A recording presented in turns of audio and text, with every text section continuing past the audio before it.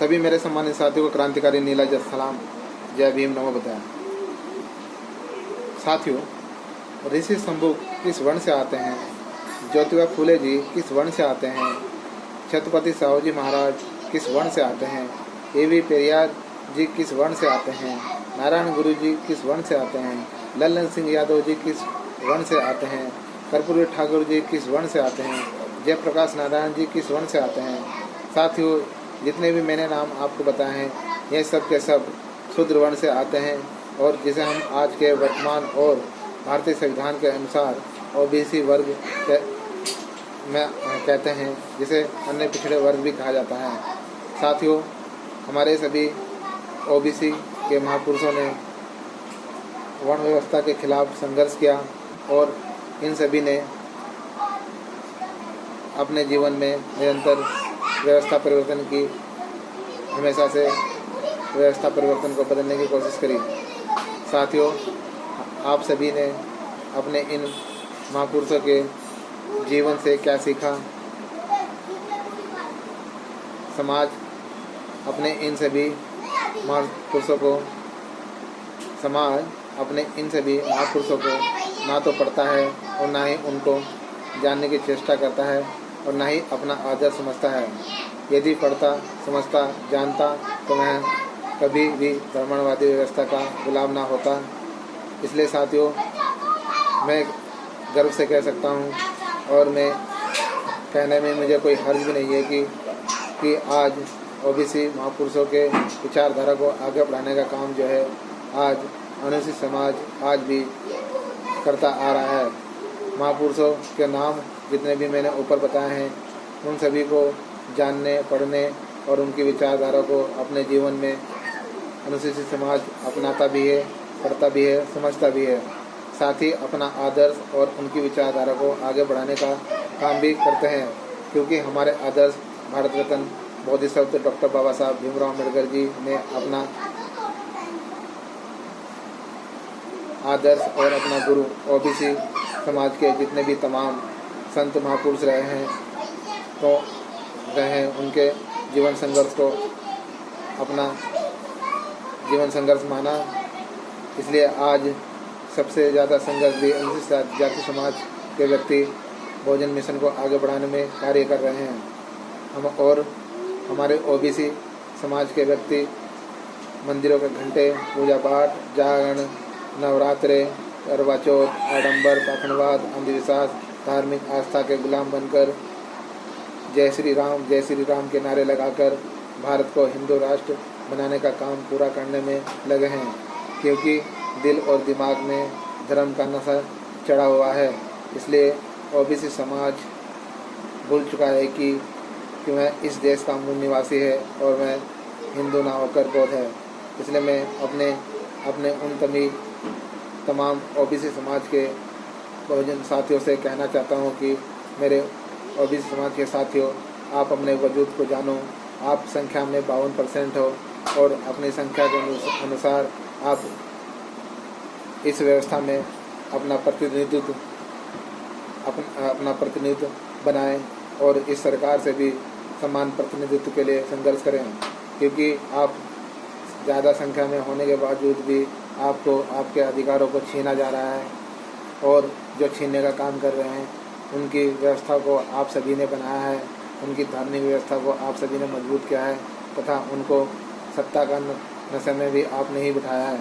आज नहीं सत्य के लोभी, जिन्हें हम आरएसएस के विचारधारा वाले कहते हैं, वे आज आपकी गर्दनों पर छुरियाँ चला रहे हैं और आपके अधिकारों का हनन कर रहे हैं, जिसके कारण आप देख सकते हैं कि अभी जो रिजल्ट आया है उसमें उपाध्याय, तिवारी सब ओबीसी कैटेगरी में आकर सीटें ले रहे हैं, जबकि ओबीसी समाज के जितने भी हमारे तमाम छात्र हैं उनको कहीं पर भी नौकरी नहीं मिल पा रही हैं। साथियों, क्योंकि ये बीजेपी सरकार, ये हिंदूवादी सरकार, ये कभी भी हमें हिंदू मानती नहीं है, क्योंकि आज भी यह हमें वर्ण व्यवस्था में शुद्ध अशुद्ध समझती है, और जिसके कारण वह सिर्फ हमें वोट के तौर पर, वह सिर्फ हमें धार्मिक स्थिति के तौर पर, वह सिर्फ हमें हमारा प्रयोग करती है, और प्रयोग कर हमें आम की गुठली की तरह फेंक दिया जाता है। इसलिए मैं अपने तमाम बहुजन समाज के साथियों से कहता हूँ कि साथियों, मेरा आप सभी से निवेदन है कि आप सभी अपने जितने भी बहुजन संत महापुरुष हैं, जितने भी कवि हैं, उनको पढ़ो, उनको जानो, उनको समझो। खासकर आप सभी तथागत बुद्ध, ज्योतिबा फूले जी, छत्रपति साहू जी महाराज, नारायण गुरु, पेरियार जी, यदि आप इन सभी को पढ़ लेंगे तो आपको वास्तव में समझ जाएगा कि हमारे महापुरुषों ने हमारे समाज के लिए कितना संघर्ष किया, हमारे मान सम्मान के लिए कितनी लड़ाई लड़ी, और इस ब्राह्मणवादी व्यवस्था को, जो कि मुट्ठी भर हमारे भारत में मेहमान के रूप में आए थे, और उन्होंने किस तरह से अपने छल कपट कर हमें अब वश में कर हमारी सत्ता को हड़प लिया, और आज वही हमारे सिर के ऊपर बैठकर हमें गुलाम बनाने की फिर से दोबारा कोशिश कर रहे हैं। तो साथियों, यदि आप सभी चाहते हैं कि इस देश की व्यवस्था को फिर से सही लाया जाए, भारतीय संविधान को फिर से बचाया जाए तथा अपने अधिकारों को बचाया जाए, तो हम सभी को मिलकर इस हिंदूवादी जो विचारधारा वाले सरकार है, जो हमेशा हिंदू मुस्लिम का खेल खेलती है, जो हमेशा जय श्री राम का खेल खेलती है, जो हमेशा हमें बांटने का काम करती है, हम ऐसी सरकार को हमें जड़ से ख़त्म करना होगा। ऐसी सरकार को हमें बदलना होगा। ऐसी सरकार की व्यवस्था को हमें ख़त्म करना होगा, तथा हमें फिर से हिंदू ना होकर हमें अपनी पुरानी मूल निवासी संस्कृति में, जिसे हम बुद्धिस्ट संस्कृति कहते हैं, जिसको आगे बढ़ाने का काम हमारे संत महापुरुषों ने किया है, तथा तथागत बुद्ध, जो कि आज शाक्य वंश में है, और शाक्य वंश आज हम कह सकते हैं कि ओबीसी श्रेणी में है। तथागत बुद्ध की विचारधारा आज हम देख सकते हैं कि देश विदेश में और भारत में व्यापक रूप से फैली हुई है, और हम बुद्धिस्ट वंश के हैं। हमारा भारत भी बुद्धिस्ट था और है, और आज भी रहेगा और आगे भी रहेगा। इसके प्रमाण हम वर्तमान स्थिति में देख सकते हैं, जितने भी खजाने मिल रहे हैं, तथा जितने भी हमारे सरकार ये इस्तेमाल करती है, चाहे वो मोहर के रूप में हो, चाहे हमारे झंडे के रूप में हो, चाहे हमारे रुपये मुद्रा के रूप में हो, उसमें भी हमारे तथाकथित बुद्धिस्ट संस्कृति के प्रतीकों का यूज किया जा रहा है, इस्तेमाल हो रहा है। इसी से हम अंदाज़ा लगा सकते हैं कि हम लोग बुद्धिस्ट हैं, हम लोग मूल निवासी सभ्यता के लोग हैं। हम लोग ये भारत देश हमारा था और हमारा है, हमारा ही रहेगा, क्योंकि हम लोग इस भारत देश के मूल निवासी हैं। हम बुद्धिस्ट संस्कृति के लोग हैं। इसलिए साथियों, फिर से हमें सत्ता वापस लेनी होगी, फिर से हमें अपनी संस्कृति को पूरा विकास करना होगा, और हमें अपनी सत्ता को प्राप्त कर तभी हमें इन मनवादियों को भगा सकते हैं। इसलिए साथियों, मेरा आप सभी से निवेदन है कि आप सभी संगठित होकर आप सभी अपनी शक्ति को पहचानें, अपने वजूद को पहचानें, अपनी ताकत को पहचानें, और इन सब को पहचान कर, अपने महापुरुषों के संघर्ष को पहचान कर, इस आरएसएस रूपी ब्राह्मणवादी व्यवस्था के और हिंदू राष्ट्र बनाने वाले ऐसे व्यवस्था के लोगों को जड़ दिल्ली की गद्दी से उतारें, और उन्हें फिर से उनके देश आर्य देशों में भगाएं। साथियों, यदि इस बार हमने व्यवस्था परिवर्तन नहीं किया, यदि इस बार हमने सत्ता परिवर्तन नहीं किया, तो आने वाला समय वास्तव में हम फिर से इन मुट्ठीभर ब्राह्मणवादी व्यवस्था के लोगों के गुलाम हो जाएंगे।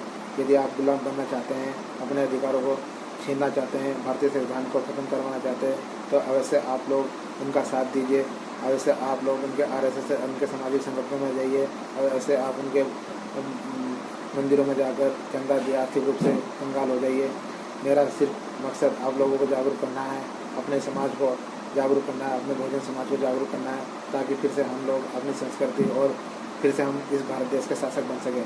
यही मेरी आप सभी से विनती है कि आप अपने वजूद को समझें, अपनी संख्या बल को समझें, और फिर से हम सत्ता परिवर्तन कर फिर से हमें अपनी सत्ता में लाना है।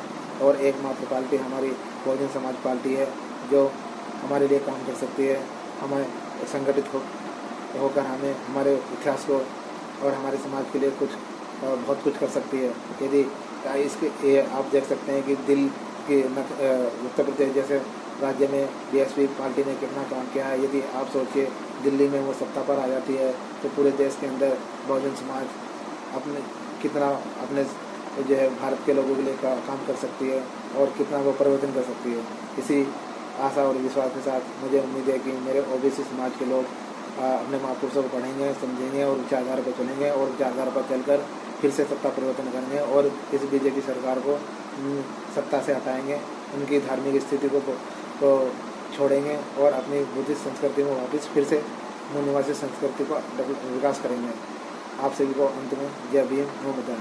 साथियों, यदि मेरे आपको ये विचार अच्छे लगे हो तो आप मेरे चैनल को सब्सक्राइब कीजिए, बेल आइकन दबाकर तथा लाइक और कमेंट्स देकर अपने अन्य ग्रुपों में भी शेयर कर सकते हैं।